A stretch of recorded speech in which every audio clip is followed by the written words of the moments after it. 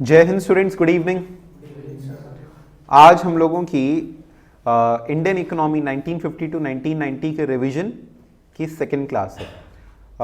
Students, आज के session में अपना ये चैप्टर खत्म हो जाएगा। पिछली क्लास में हमने आपको क्या क्या सिखाया था, तो हमने आपको सिखा दिया था कि कौन कौन से टाइप्स ऑफ इकोनॉमी होते हैं, कैपिटलिस्ट, सोशलिस्ट और मिक्स्ड। इसमें हमने आपको बताया था कि क्या मेजर डिफरेंसेस है, लिखवाए भी थी ना एक जगह पे आपको, हमने आपको लिखवाया भी था कि कैपिटलिस्ट के अंदर में डिसीजन मेकिंग अथॉरिटी कौन है, कैपिटलिस्ट में डिसीजन मेकिंग अथॉरिटी कौन होगा, इंडिविजुअल्स। सोशलिस्ट में कौन होगा, गवर्नमेंट या एनी सेंट्रल अथॉरिटी। फिर उसके बाद वहां पे प्राइस कैसे करके डिसाइड होती है कैपिटलिस्ट में, market forces of demand and supply. Socialist में कैसे करके डिसाइड होगी, गवर्नमेंट करेगा, सेंट्रल अथॉरिटी करेगी।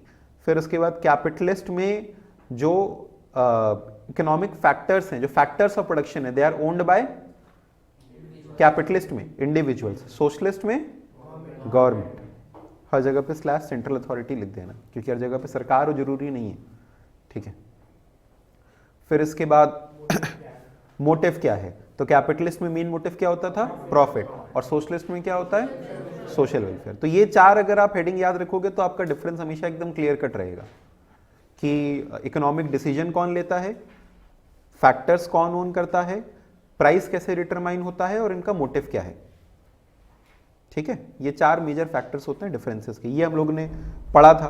फिर उसके बाद हम लोगों ने सीखा था इकोनॉमिक प्लान। बेसिकली एक लॉन्ग टर्म ऑब्जेक्टिव होता है जो कि गवर्नमेंट एक गिवन टाइम पीरियड में ऑब्टेन करना चाहती है।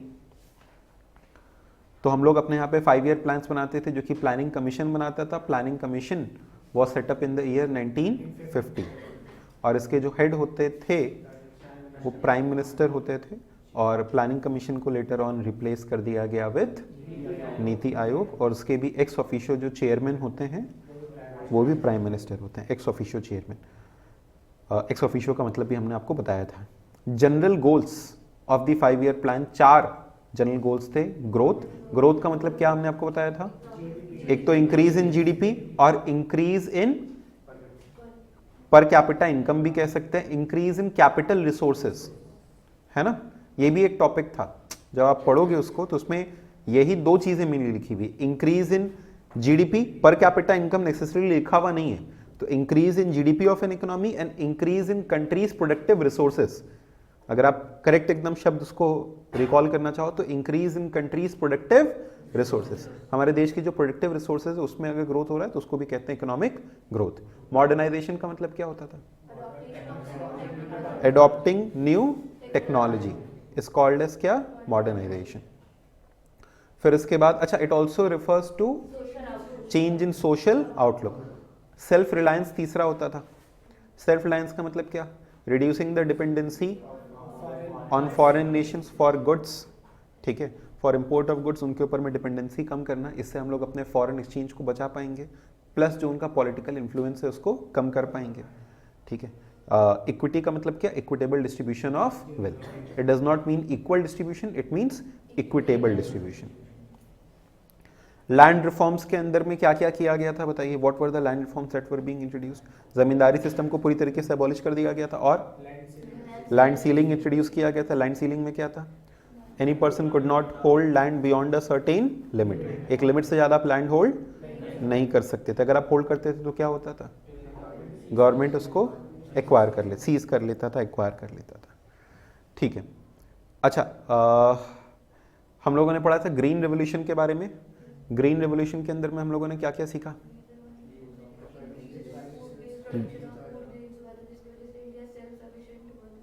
Increase in production of food grains, mainly wheat and rice. किस टाइम पीरियड पे, इन द 1960s, ठीक है, 1967 60s, हम लोग उसको लेट 1960s कह सकते हैं तो और ज़्यादा सेफ है, ठीक है। फिर उसके बाद और क्या क्या था ग्रीन रेवोल्यूशन के अंदर में। ग्रीन रेवोल्यूशन मेनली 2 क्रॉप्स के अंदर में लिमिटेड था, और हर एक स्टेट में ये स्प्रेड हो पाया था क्या, हर एक स्टेट में स्प्रेड नहीं हो पाया था। क्यों,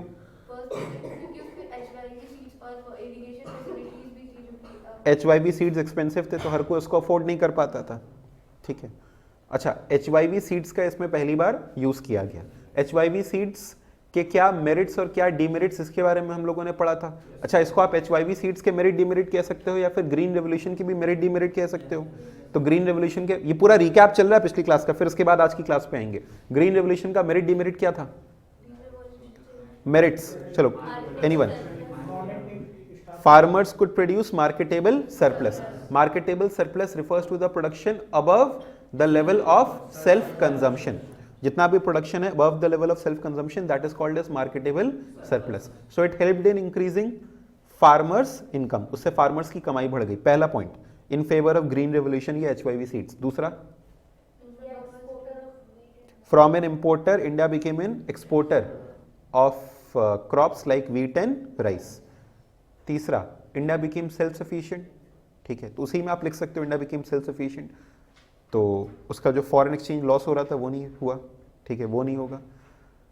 आप पिछले वाले पॉइंट में जोड़ देना, इंडिया बिकेम सेल्फ सफिशिएंट। और तीसरा और कोई benefit, helped in increasing the income of people, farmers basically, पर कैपिटा इनकम ऑफ फार्मर्स। तीसरा, और एक, चलो चौथा, गवर्नमेंट बफर स्टॉक मेंटेन कर पाया। क्या मेंटेन कर पाया? Buffer stock. Buffer stock maintain करने का मतलब क्या हुआ?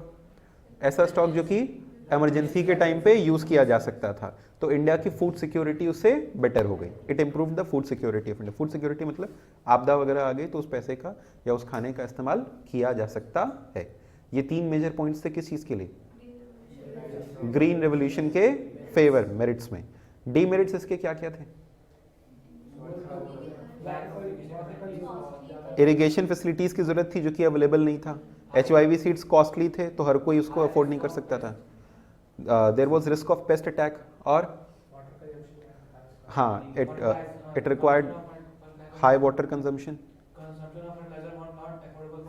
Fertiliser, it required fertilizers regarding which the farmers did not have knowledge and they also could not afford it, ठीक है, उसको अफोर्ड भी नहीं कर सकता था। और ठीक है, इनकम इनइक्वालिटी को और ज़्यादा बढ़ावा दिया। बेसिकली इसमें आप ये कह सकते हैं, वही वाला पॉइंट आपको कहना है कि it could be afforded only by rich farmers. इसमें आप एक और पॉइंट कह सकते हैं कि green revolution was restricted only to 2 crops and it was restricted only to few states.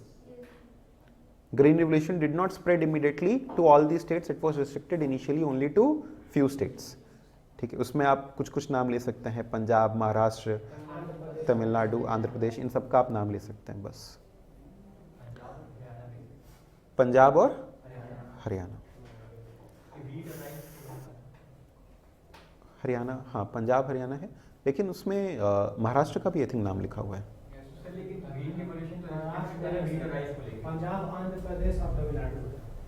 Punjab, Andhra Pradesh और तमिलनाडु, ठीक है, ठीक है, जैसे भी आपको 3-4 नाम लिख देने उसके अंदर में, फिर उसके कोई भी 3 नाम लिख सकते हो, चूज एनी 3। फिर उसके बाद मार्केटेबल सरप्लस हो गया, ये हो गया। सब्सिडी के बारे में हम लोगों ने पढ़ा था। अब बताओ सब्सिडी, अच्छा सब्सिडी वाला पॉइंट भी इस बार आ सकता है, क्योंकि ये ना अगेन ये एक हॉट टॉपिक है, ये एक हॉट टॉपिक है। जैसे हो क्या रहा है इस समय, सरकार कह रही है कि हमने इतने लोगों को अन्न बांटा, 90 करोड़ लोगों को अन्न बांटा, ठीक है, तो कांग्रेस सरकार कह रही है आपको ऐसी जरूरत क्यों आ गई कि 90 करोड़ लोगों को आपको अन्न बांटना पड़ रहा है। अब कांग्रेस का अपना लॉजिक है, बीजेपी उसके अंदर में अपना लॉजिक दे सकती है कि भाई अगर हम इक्विटेबल डिस्ट्रीब्यूशन कर भी रहे हैं तो उसमें आपको दिक्कत क्या है, जरूरी थोड़ी कि जिसको जरूरत है वही ले रहा है, नहीं भी है तो हम किसी को सपोर्ट कर सकते हैं ना।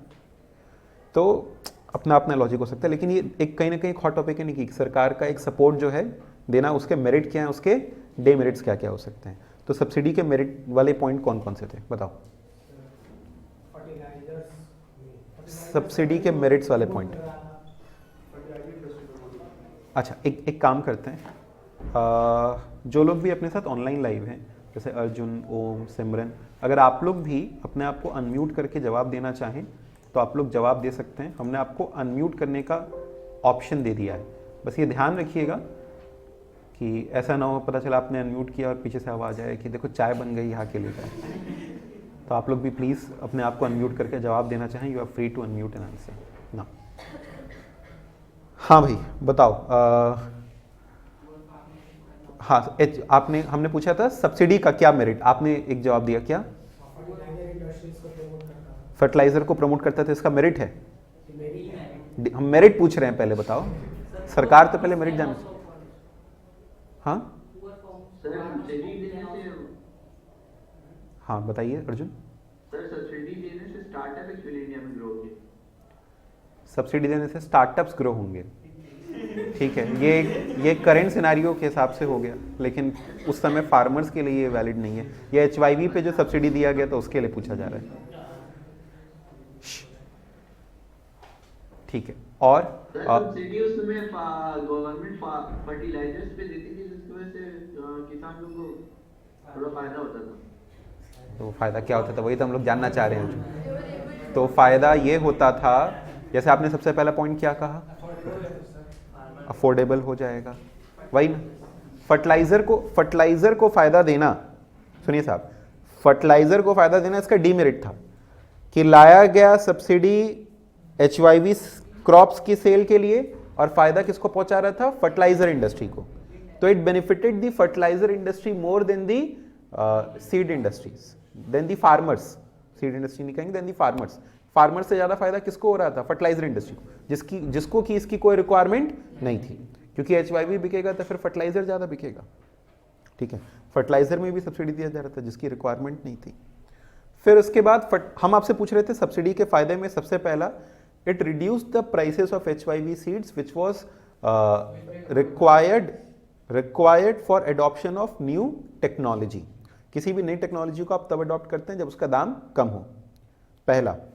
दूसरा, it reduce the prices so that even the poor farmers could purchase it. वही हो गया कि प्राइसेस को घटा दी ताकि पुअर फार्मर्स खरीद सकें। दूसरा, ये एक न्यू टेक्नोलॉजी थी, तो इसलिए उनको प्रमोट करने के लिए, to promote the farmers for adoption of new technology, ये आपको शब्द इस्तेमाल करना है, न्यू टेक्नोलॉजी के लिए प्रमोट करने के लिए उनको सब्सिडी दिया गया, ठीक है। और बताओ। नहीं, ऐसा कुछ नहीं। हाँ नहीं, सब्सिडी का एग्जैक्टली क्या फायदा हुआ, तो सब्सिडी का डायरेक्टली बताइए ना। ये हम थोड़ी कहेंगे कि सब्सिडी देने से HYV अडॉप्ट किया, HYV अडॉप्ट करने से इनकम बढ़ गया, फिर उससे हम कहते हैं कि इससे GDP भी बढ़ गई।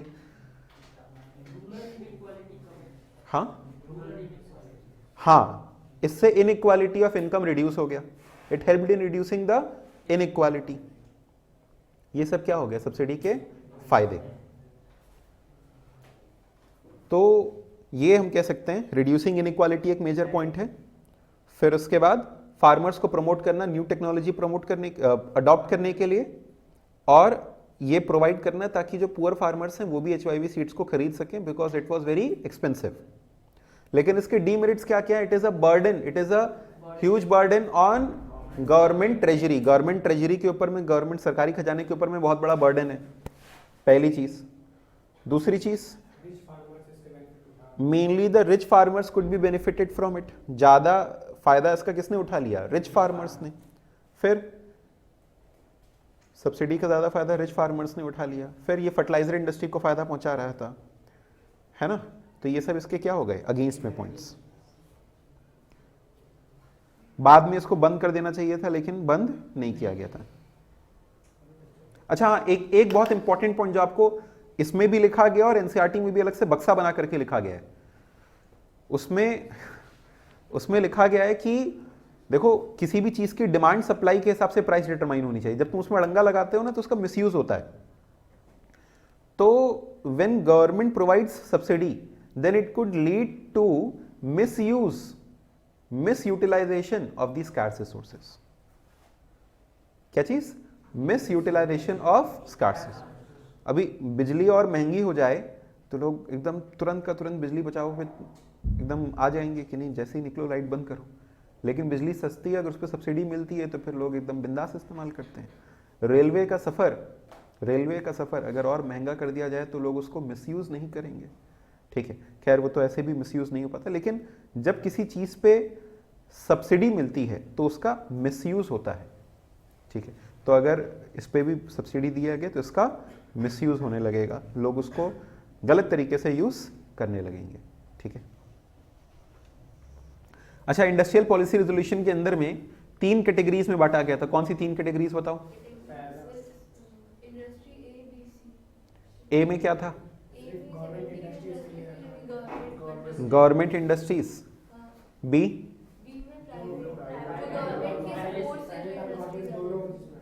जिसमें गवर्नमेंट और प्राइवेट सेक्टर दोनों ऑपरेट कर सकता था, लेकिन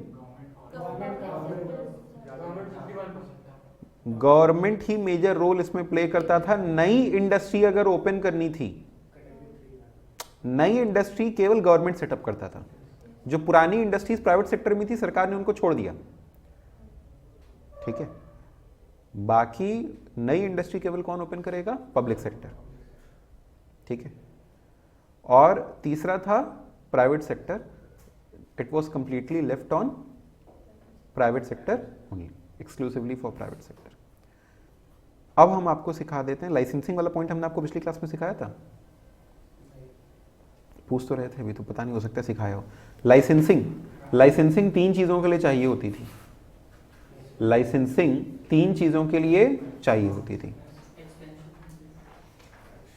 करेक्ट।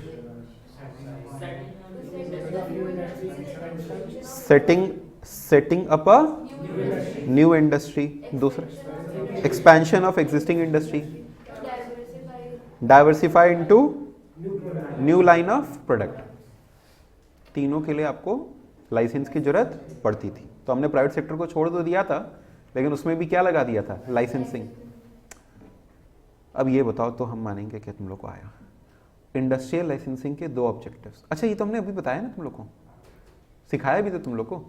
कौन से 2 ऑब्जेक्टिव्स? ओ भाई लाइव वालों, तुम लोग बताओ। लाइसेंसिंग के अभी हमने 2 ऑब्जेक्टिव्स बताए। कम ऑन, कौन से 2 ऑब्जेक्टिव्स बताए मैंने? ओ मेरे online live students, come on please answer, unmute yourself and answer. कि इंडस्ट्रियल लाइसेंसिंग के कौन से 2 ऑब्जेक्टिव्स हमने बताए?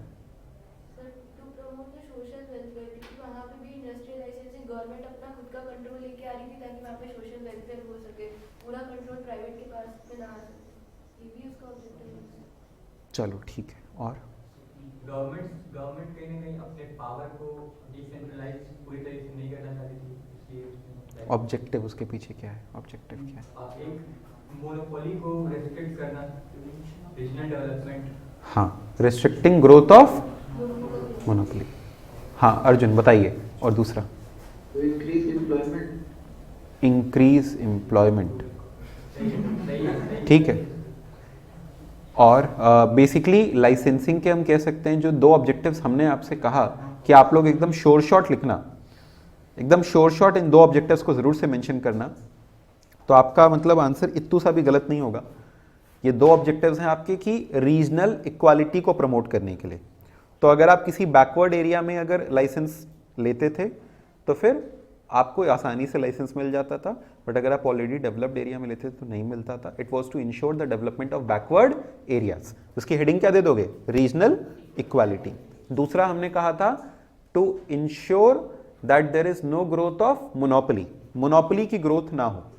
ठीक है, मोनोपोली की ग्रोथ ना हो। एक पॉइंट था, एक सेकेंड एनसीईआरटी में दीजिएगा, दो पॉइंटर्स थे, I am not very sure कि यही था। एक सेकेंड दीजिएगा। ये है ना, इसमें लाइसेंसिंग का पॉइंट कहीं पे दिया, ये रहा। हाँ, एक था रीजनल इक्वालिटी। हाँ वेरी गुड, ये एक पॉइंट था कि जितना रिक्वायर्ड है उससे ज्यादा प्रोडक्शन ना हो, to ensure that the production was not more than what was required by the economy. 2 point एकदम स्पेसिफिकली याद रखना। कौन से 2 पॉइंट? पहला रीजनल इक्वालिटी, और दूसरा to ensure that the production was not more than the required quantity. It was not more than what the economy required. जितना required उससे ज्यादा बना लेंगे तो क्या दिक्कत हो जाएगी बताओ? प्राइस गिर जाएगा। प्राइस गिर जाने से सेलर को नुकसान हो जाएगा। अरे बहुत ज्यादा खेती हो जाए तो भी तो दिक्कत है, बेचेंगे किसको? बेचेंगे नहीं तो दाम गिर जाएगा, दाम गिर जाएगा तो किसान को पैसा नहीं मिलेगा ना उसका। समझे कि नहीं समझे? तो ये एक पॉइंट था, याद रहेगा ये 2 पॉइंट, एक तो रीजनल इक्वालिटी और दूसरा ये। और तीसरा हम कह सकते हैं ये इंश्योर करना कि कोई मोनोपोली ना बन जाए, to ensure that there was control on growth of monopoly. अगर आपके पास मेरे क्लास नोट्स भी हैं तो प्लीज उसमें ये सेकंड वाला पॉइंट जो आपको बोल रहे हैं, क्लास नोट्स हैं जो हमने आपको कॉपी में लिखवाए थे, ये वाला जो सबसे अच्छा, आपके पास इकोनॉमिक्स की रिवीजन बुक है, दिमाग लाए हो, चलो उसी में कुछ भी एक याद रखना कि प्लीज इसको इतना लिख लेना अपने क्लास नोट्स के अंदर में, जहां से भी आप प्रिपेयर करते हो, कि इंडस्ट्रियल लाइसेंसिंग के फेवर में 3 पॉइंट्स थे। पहला, रीजनल इक्वालिटी इंश्योर करना, तो अगर आप बैकवर्ड रीजन में इंडस्ट्रियल लाइसेंस अगर लेते थे तो आसानी से अवेलेबल हो जाता था in comparison to already developed areas, so it was done to ensure development of backward areas. दूसरा क्या, फिर से वही, to ensure that there was to ensure that production was not more than what the economy required, जितना required है उससे ज्यादा production ना हो जाए। और तीसरी क्या दिक्कत, to control growth of monopoly, monopoly की ग्रोथ को कंट्रोल करने के लिए। अच्छा, इंडस्ट्रियल लाइसेंसिंग देने से क्या क्या दिक्कतें आई ये बताओ, इंडस्ट्रियल लाइसेंसिंग देने से क्या क्या दिक्कतें आई? हाँ, पीपल इंगेज मोर इन लॉबिंग, वो लॉबिंग में ज्यादा इंगेज हो गए, तो वो ज्यादातर लॉबिंग में लग गए कि भैया हम तो किसी तरीके से सरकारी विभाग में हमारी जान पहचान बने, वो अपने प्रोडक्शन पे फोकस ही नहीं कर रहे थे। People's focus shifted to lobbying, it increased red tapeism. क्या बढ़ गया? रेड टेप, हमने आपको लिखवाया भी होगा कभी कभी। रेड टेपिज्म मतलब करप्शन, करप्शन उसके कारण बढ़ गया। ठीक है भैया, आपको लाइसेंस चाहिए तो फिर इतना पैसा खिलाओ, यस और नो। आजकल चीजें ऑनलाइन हो रही हैं तो उससे फायदा हो रहा है। फायदा क्या हो रहा है, वो हमको ना तो देख पाएगा ना तो हमसे पैसा मांग पाएगा। तो जैसे हम इनकम टैक्स डिपार्टमेंट में बहुत से काम करते हैं, तो पहले क्या था कि टैक्स ऑफिसर के पास जाओ तो फिर उसके पास में कुछ लिफाफा लेके जाना पड़ता होता, लेकिन अब अगर टैक्स ऑफिसर के पास जाना ही नहीं है तो फिर हमसे पैसा कैसे मांगेगा? ऑनलाइन मेल लिख करके तो मांगेगा नहीं। तो ये था कि अब ये सब चीज़ें ख़त्म हो गई। और बताओ, लाइसेंसिंग का हम क्या पूछ रहे हैं आपसे? लाइसेंसिंग के लिमिटेशंस पहला हो गया। और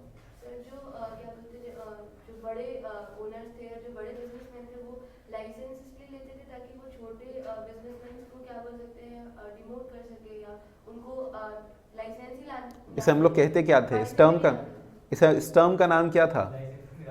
licence raj system, permit raj system या licence raj system, in which a person acquired multiple licences on different names so that no other person could acquire।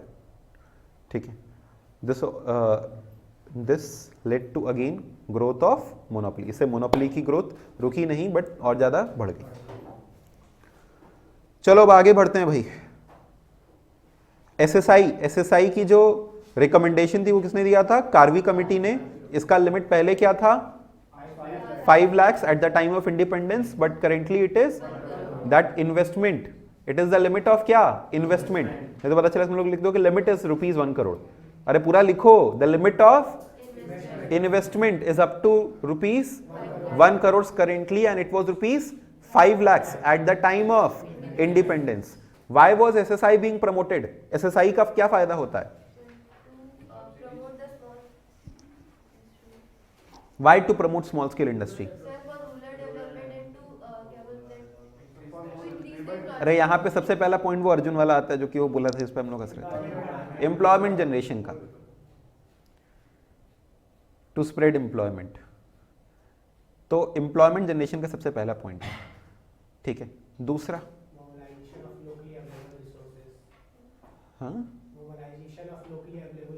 Mobilisation of locally available resources. अच्छा ठीक है, ठीक है, हाँ ये अच्छा और पॉइंट है, बेहतर है।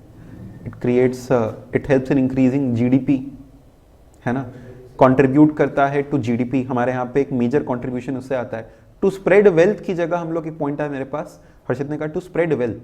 तो स्प्रेड वेल्थ की जगह हम लोग ऐसा भी लिख सकते हैं टू इंश्योर इक्वालिटी या इक्वल डिस्ट्रीब्यूशन ऑफ वेल्थ। हाँ, ensure regional balanced regional development. तो एम्प्लॉयमेंट जनरेशन, वो इक्विटी वाला हो गया, तो टू प्रमोट इक्विटी लिख सकते हैं, और बेहतर वर्ड हो गया। तो इक्विटी प्रमोट करना, रीजनल डेवलपमेंट, एक लोगों के बीच में बराबरी और एक जगह की बराबरी, दो हो गया एसएसआई का बेनिफिट। इक्विटी, लोगों के बीच में बराबरी, equal distribution of wealth between people, और दूसरा regional balanced regional development to ensure that even the backward areas which did not have much capital, जिनके पास ज्यादा कैपिटल नहीं था, वहां का भी जो डेवलपमेंट है वो और हो सके। और दूसरा, तीसरा एसएसआई का क्या फायदा, एम्प्लॉयमेंट जनरेशन। ये तीन मेजर पॉइंट्स हो गए ना भैया, तीन चार सबका याद रखना, एकदम बढ़िया सा, एकदम बढ़िया से 3-4 पॉइंट याद रखना, समझ गए।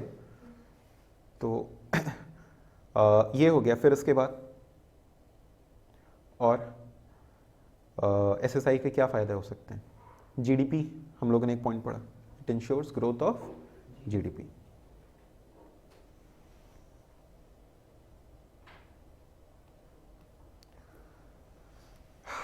अच्छा, बिफोर वी कंटिन्यू फर्दर, आप लोगों के साथ एक छोटी सी बात शेयर करना चाहेंगे। Last time we had a wonderful performer from our class, Tanisha Seth, who shared with us one of the things in her interview. She said कि नोट्स जो हमको बनाने चाहिए वो अपनी पढ़ाई करने के बाद बना लेने चाहिए। यानी एक होता है कि जो कि हमने पढ़ा, एक होता है जो कि हमको पढ़ाया गया था पहले, फिर हमने खुद से पढ़ा, फिर हमने उसको एनालाइज किया, फिर उसके बाद जा करके जो आप बनाते हैं वो आपके अपने एक्चुअल नोट्स होते हैं, ठीक है। तो ये एक चीज़ थी। आप खुद से अभी भी अगर आप चाहो तो चीज़ों को, क्योंकि लिखने में बहुत ज़्यादा समय नहीं जाता है, हम कहते हैं 8 का नहीं करेंगे, कम से कम 4 का तो खुद से लिख ही सकते हैं, और बहुत ज़्यादा समय नहीं जाता है। अगर आप एक पूरा चैप्टर भी लिखने जाएंगे आपको 3 घंटे से ज़्यादा नहीं लगेगा, खुद से अगर लिखने जाएंगे पूरा A to Z तो भी आप, और आपको फिर उसके बाद जो याद होगा और उसके बाद जो आप रिविजन करेंगे उसमें से और बम्पर होगा। तो वो चीज़ें आपको फॉलो करनी चाहिए, समझ रहे हो आप बात को। आई रिमेंबर जैसे क्लास 10th में हमने पढ़ा था ISC बोर्ड से, फिर उसके बाद I shifted to CBSE board, ठीक है। क्लास 10 तक ICSE बोर्ड से पढ़े थे। 10th में हमारा एक सब्जेक्ट होता था EVS, इन्वायरमेंटल स्टडीज़। वो ईजी था, ऑल्दो बहुत टफ नहीं होता था, लेकिन उसके एग्जामिनेशन के लिए हम लोग को मिला था 6 दिन का गैप, और उस पूरे सब्जेक्ट को हमने शुरुआत के 2 दिन सिर्फ और सिर्फ उसको लिखा था, पूरे उसके प्रॉपर जो एकदम नोट्स होते हैं उसको बैठ के उसका लिए लिखा था। तो हमसे हमारे एक फ्रेंड ने ऐसे पूछा कि क्या कर रहे हो इस टाइम पे, क्यों बैठ के लिख रहे हो, याद करो। हमने कहा ठीक है, ऐसे ही करने से फ़ायदा होता है। उस एक सब्जेक्ट में मेरे 100 आउट ऑफ 100 आए थे, क्योंकि वो लिखा था। और थियरी में बहुत अच्छे नहीं थे, थियरी में मेरा हाथ बड़ा तंग था। तो इन दैट केस ये हमको एक फ़ायदा नज़र आया कि किसी भी चीज़ को लिखने से, प्रैक्टिस करने से वो हमारे दिमाग में ज़्यादा बैठता भी है, प्लस हम उसको याद भी कर पाते हैं, समझ रहे हो। और वो जो फियर होता है मन से वो चला जाता है, ठीक है। चलिए, importance of import substitution. Import substitution वाले पॉइंट पर अब हम लोग आ जाते हैं। एसएसआई वाला पॉइंट हो गया पूरा। अच्छा, एक और क्वेश्चन है, what were the steps taken by government to ensure, what were the steps taken by government to ensure growth of small scale industries. Small scale industries की ग्रोथ के लिए क्या किया गया। हाँ, बैंक्स, कुछ गुड्स को रिजर्व कर दिया गया स्मॉल स्केल इंडस्ट्रीज के लिए। आप सही कह रहे हैं, ग्रामीण बैंक ओपन किया गया, लेकिन शायद ये पॉइंट लिखने पे हमको एग्जैक्टली नंबर न मिले, क्योंकि एग्जामिनर के पास जो गाइडलाइन आंसर्स हैं हो सकता है उसमें वो पॉइंट ना लिखा हो, ठीक है।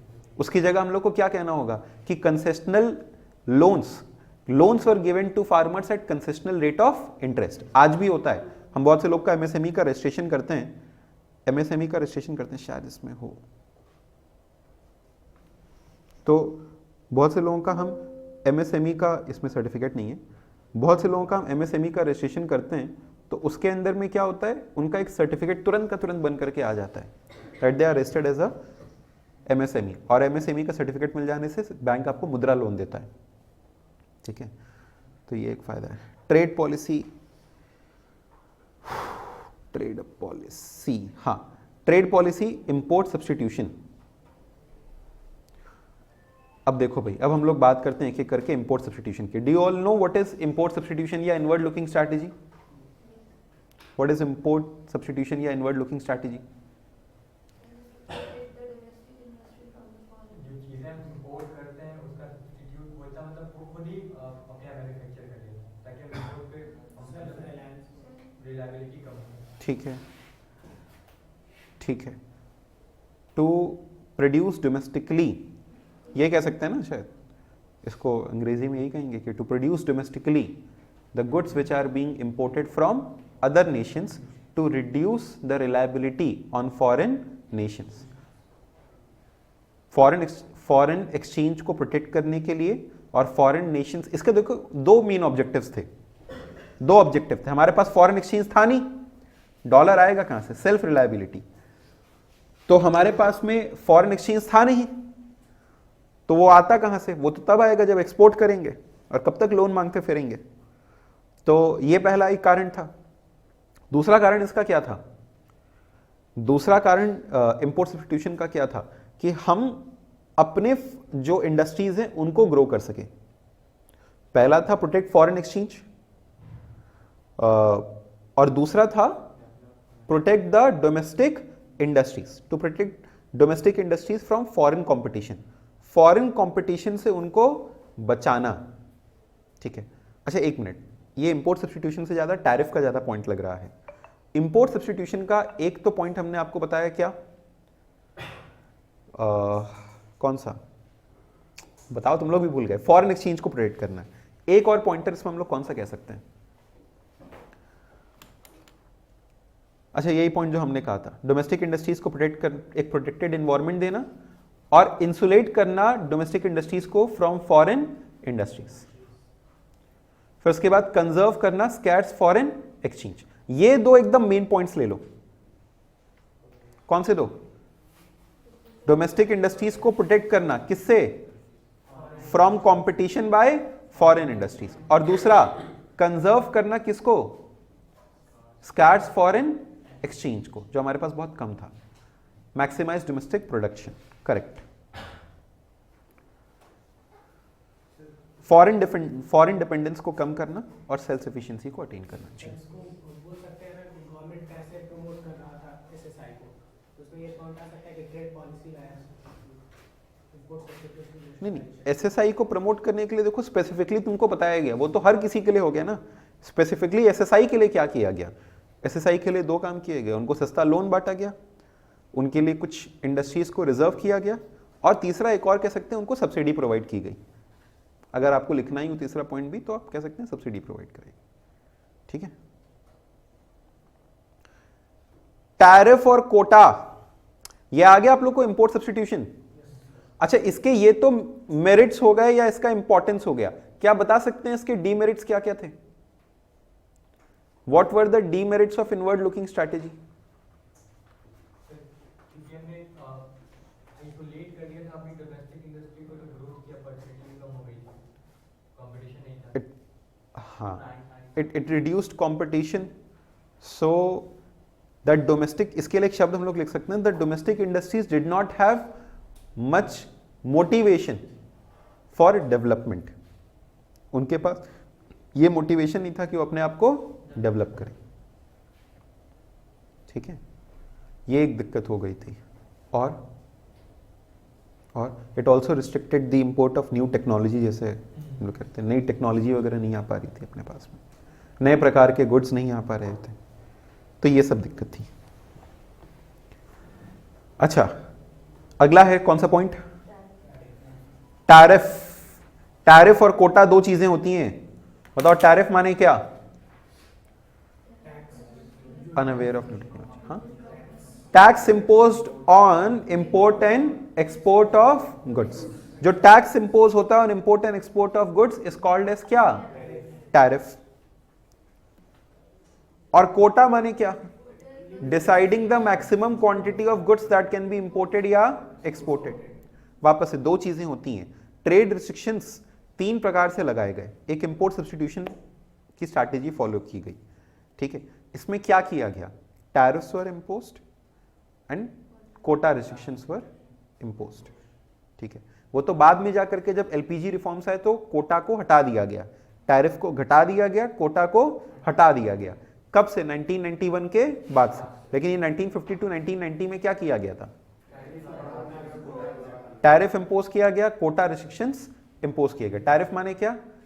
Imposing taxes on import and exports. ठीक, अच्छा इसमें क्या किया गया था? इंपोर्ट को सस्ता कर दिया गया था और एक्सपोर्ट्स को महंगा। इंपोर्ट को महंगा और एक्सपोर्ट्स को सस्ता। एक्सपोर्ट को सस्ता करने के पीछे क्या ऑब्जेक्टिव था?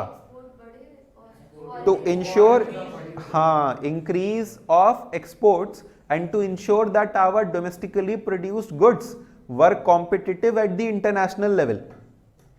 हमारे गुड्स को इंटरनेशनल लेवल पे कॉम्पिटिटिव बनाए रखने के लिए एक्सपोर्ट्स को सस्ता किया जाता है। ठीक, समझे इस बात को? क्यों एक्सपोर्ट को सस्ता किया जाता है? To make domestic goods competitive at international market. ठीक है, तो इंटरनेशनल मार्केट पे उसको सस्ता करने के लिए इस्तेमाल किया जाता है। और इंपोर्ट टैरिफ को क्यों बढ़ाया जाता है?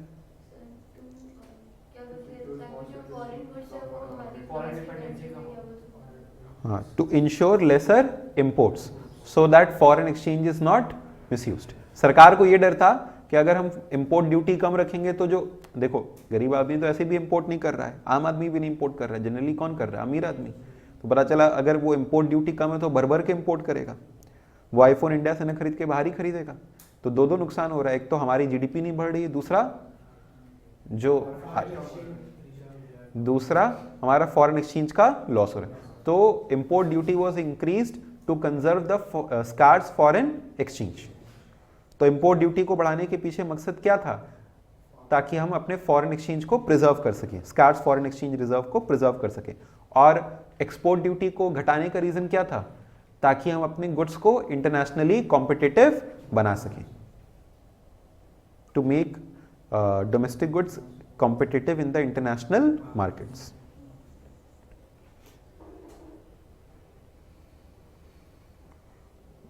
क्वांटिटेटिव रिस्ट्रिक्शंस, कोटा लगभग खत्म है। इसके अचीवमेंट्स और कुछ इसमें ऐसा टॉपिक जो कि अपने डिस्कशन में रह गया, इसके अचीवमेंट्स और इसके फेलियर्स हैं लास्ट में। इसके अचीवमेंट्स क्या क्या रहे? अच्छा, एक बहुत इंपॉर्टेंट टॉपिक ना मेरा डिस्कशन में रह गया, सुनना और जवाब देना। Why public sector had to assume a major role, लिख भी लो अपनी कॉपी में, बुक में, जो भी है तुम्हारे पास में भी फिलहाल, कि why public sector had to assume a major role in the development of industries. Industries की डेवलपमेंट में मेजर रोल क्यों प्ले करना पड़ा पब्लिक सेक्टर को after independence? Because there was lack of capital और प्राइवेट सेक्टर का profit motive ताकि social welfare नहीं हो पा रहा। अच्छा, for social welfare, to ensure equitable distribution of wealth, ये कह सकते हैं। And for social welfare for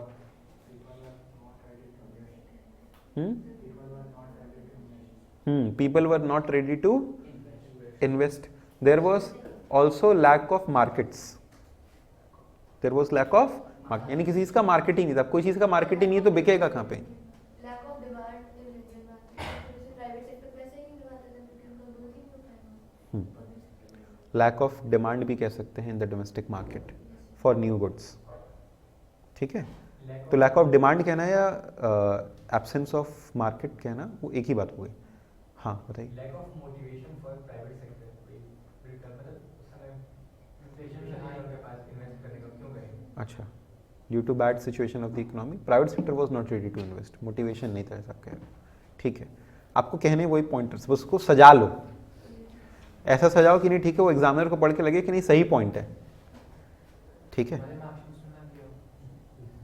marking scheme में दिया होगा। अगर आप, हमने जैसा आपको बताया है, अगर आप अपनी नोट्स एनसीईआरटी को फॉलो कर रहे हैं, अगर आप अपना रिवीजन कर रहे हैं अच्छे से, फिर उसके बाद आपकी मार्किंग स्कीम उससे वेरी नहीं करेगी।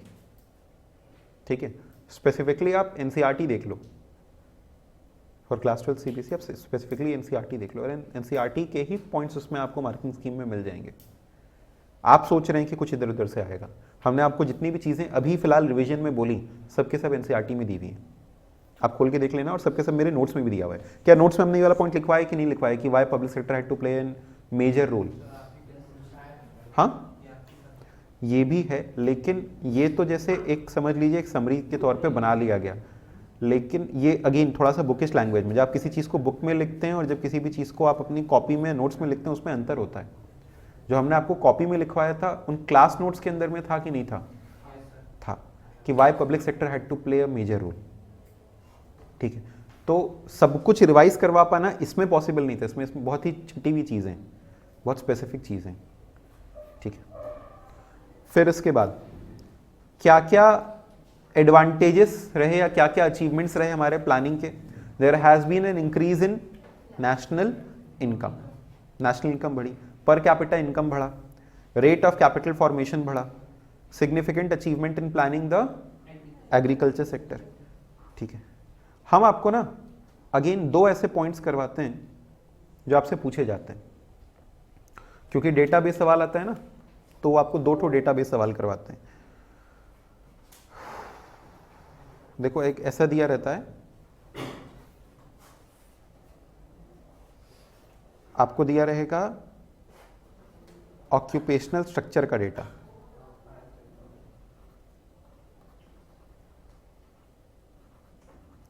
और आपसे कहेगा एग्रीकल्चर यानी प्राइमरी, सेकेंडरी और टर्शरी। फिर आपसे कहेगा 1950 में ये था और 1990 में ये था। एग्रीकल्चर का इनिशियली आई थिंक 67.9% समथिंग था। रुकिए, लेट मी चेक। एग्रीकल्चर का कंट्रीब्यूशन या सॉरी ऑक्यूपेशनल स्ट्रक्चर में हिस्सा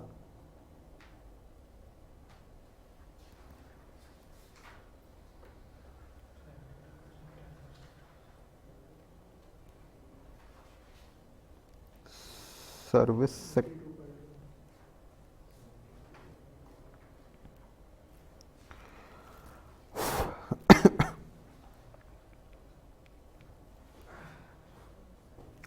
क्या है हमने लिखा है ऑक्यूपेशनल स्ट्रक्चर या structural composition? Occupational structure, occupational structure का 72.1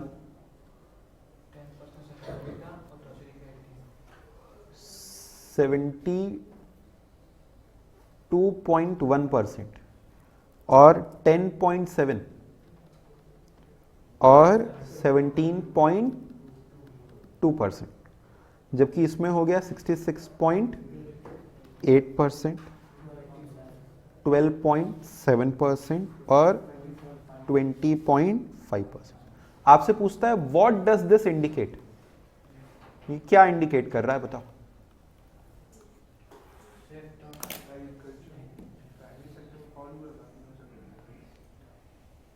ये क्या इंडिकेट कर रहा है? बड़ा ही इंपॉर्टेंट सवाल है।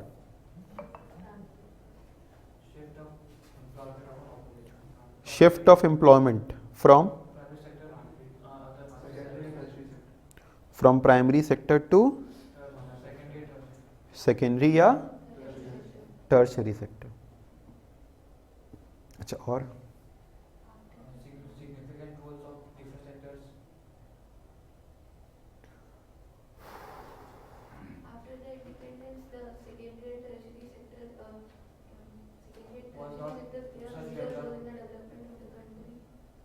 राइट, हाँ, और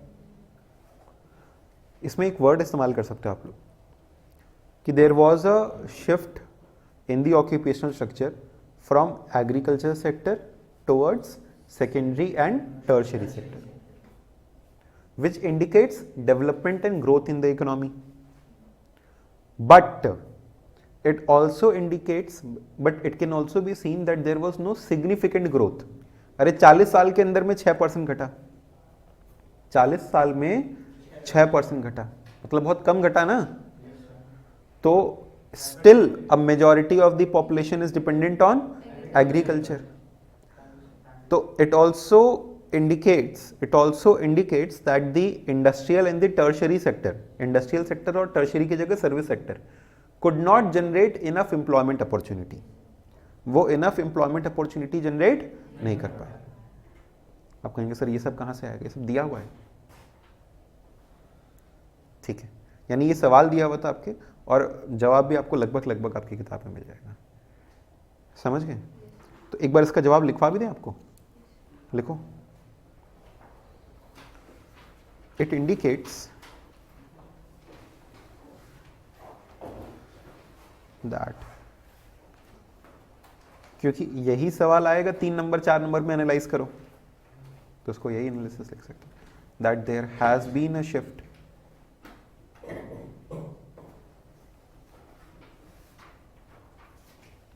इन workforce from agriculture sector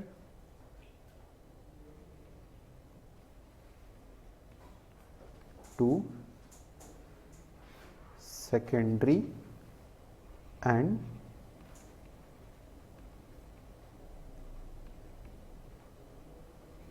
tertiary sector. This indicates a common phenomena.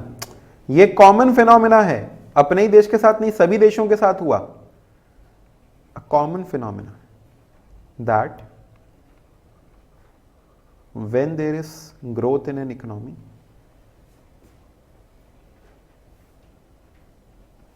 growth and development in an economy,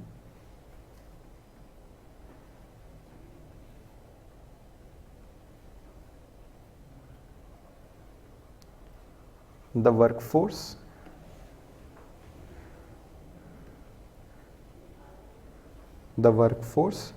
shifts from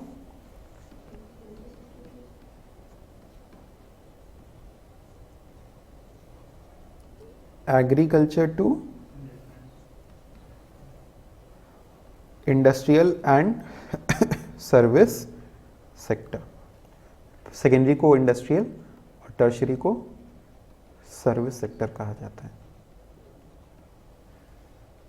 फिर नेक्स्ट पॉइंट से ऐसे लिखना, but this also indicates that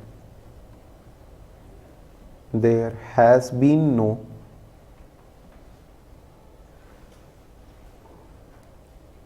substantial growth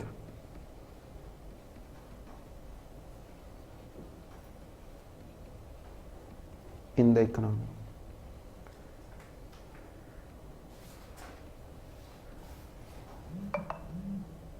The shift in workforce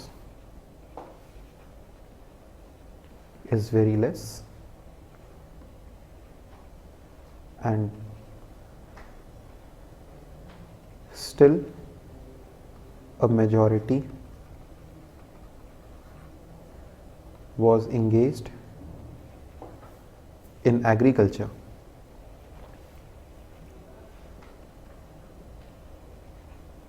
By 19 कौन से साल तक? 1990. This also indicates, ये भी इंडिकेट कर रहा है that service and industrial sector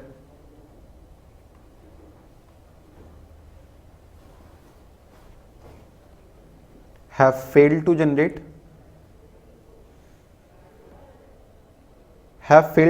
क्या? हाँ, sufficient, failed to generate sufficient employment क्या? Opportunities, sufficient employment opportunities। ये employment opportunities नहीं generate कर पाए।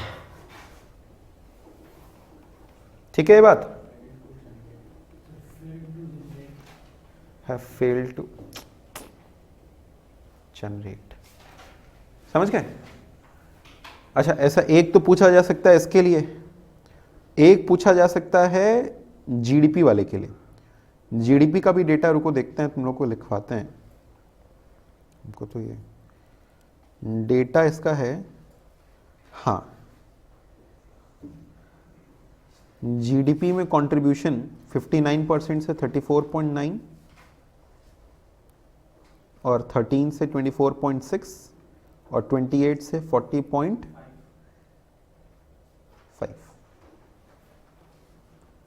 इसका लिख लो। किसका लिखोगे? ये तुम लोगों ने पूरा सवाल नहीं लिखा होगा, इसको लिखो एग्जाम्पल लिख करके। लिखा है पूरा सवाल? ये एग्रीकल्चर है,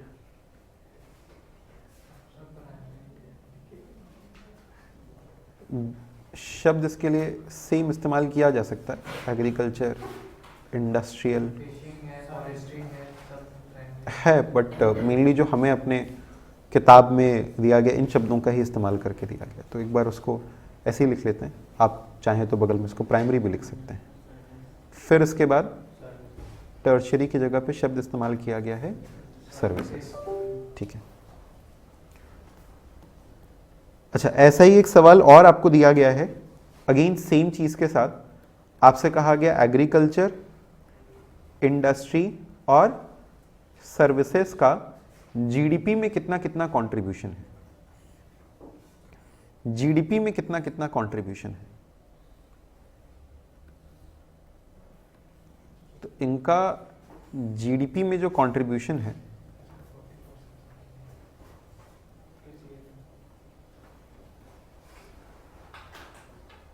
1950, 1990, इसे हम लोग कहते हैं स्ट्रक्चरल कंपोजिशन। क्या कहते हैं इसको? Structural composition. तो आपसे पहले पूछा जाएगा what is structural composition? It is the distribution of GDP among the different sectors of economy. तो ये 1950 में था 59, 1990 में हो गया 34.9। ये सब डेटा याद भी रख सकते हो। इसमें 13 और इसमें 28, यहाँ पे 24.6, यहाँ पे 40.5। आज के समय में लगभग 57% जो है वो टर्शियरी सेक्टर कंट्रीब्यूट करता है, ठीक है। यानी अब और ज़्यादा बढ़ गया है ना, एम्प्लॉयमेंट बढ़ गया है, इनका वैल्यू बढ़ गया है। तो ये डेटा देकर के आपसे पूछा जाएगा what does it indicate, what does it indicate, बताओ ये क्या इंडिकेट करता है?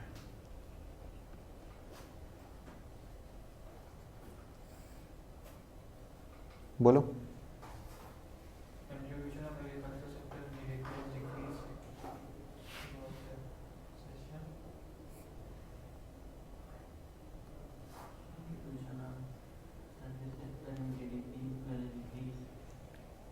कंट्रीब्यूशन बाय, ठीक है।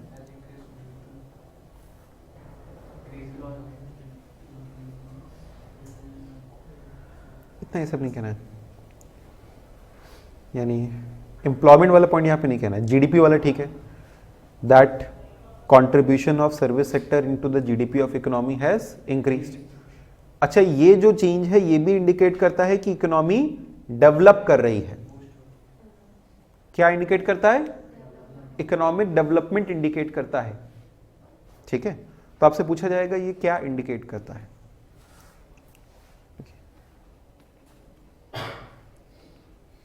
The given table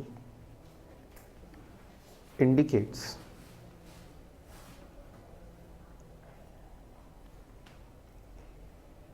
increase in contribution of industrial and service sector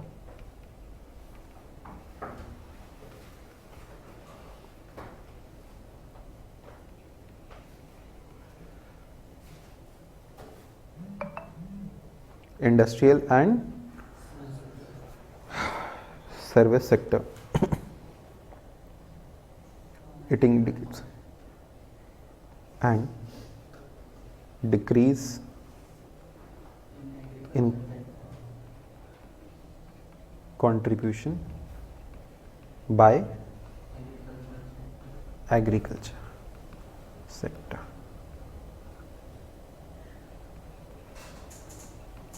This is an indicator of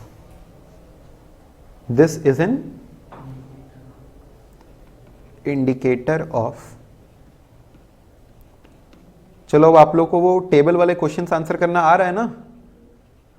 इसी टेबल को देख देख करके बताना होता है, कुछ इधर उधर का नहीं आपको लिखना होता है. हाँ, this table is very good. 59% decrease to 34.9 equal to मतलब तुम लोग परसेंटेज भी निकाल दोगे. 24.1% decrease, industrial sector 11.6% increase, service sector 12.5% increase, hence analysed.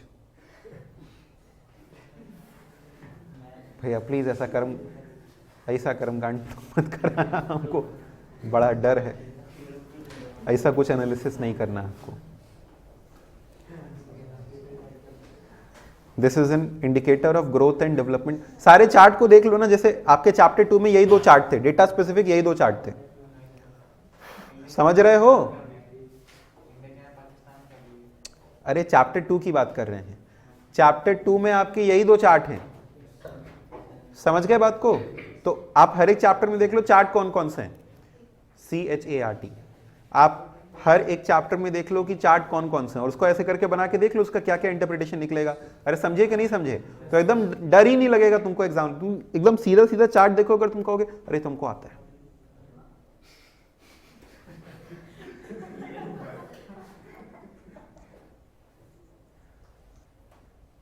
समझे?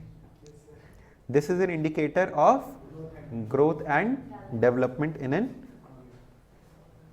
Economy.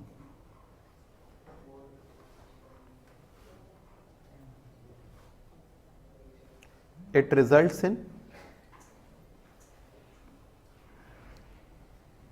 rise in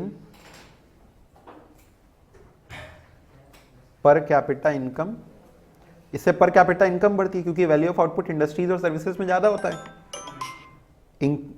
rise in per capita income and क्या?